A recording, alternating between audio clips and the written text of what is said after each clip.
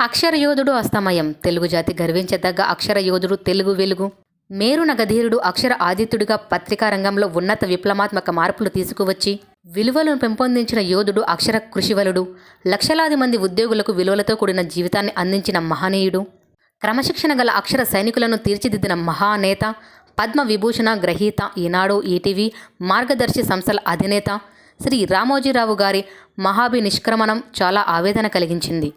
పత్రికా రంగానికి, సమాజానికి ఆయన లేని లోటు తీరనిది. రామోజీరావు గారి పవిత్ర ఆత్మకు శాంతి చేకూరాలని ప్రార్థిస్తూ ఆయన కుటుంబ సభ్యులకు నా ప్రగాఢ సానుభూతి తెలియజేస్తున్నాను. కుటుంబ సభ్యులకు ధైర్యం కల్పించాలని భగవంతుని ప్రార్థిస్తున్నాను. యూనుస్ ఇటికల ఇలియాస్, కదిరి, సత్యసాయి జిల్లా.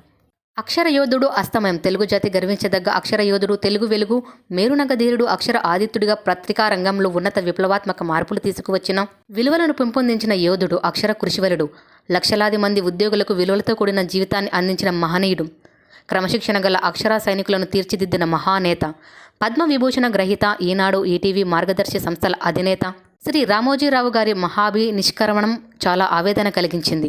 పత్రికా రంగానికి, సమాజానికి ఆయన లేని లోటు తీరనిది. రామోజీరావు గారి పవిత్ర ఆత్మకు శాంతి చేకూరాలని ప్రార్థిస్తూ ఆయన కుటుంబ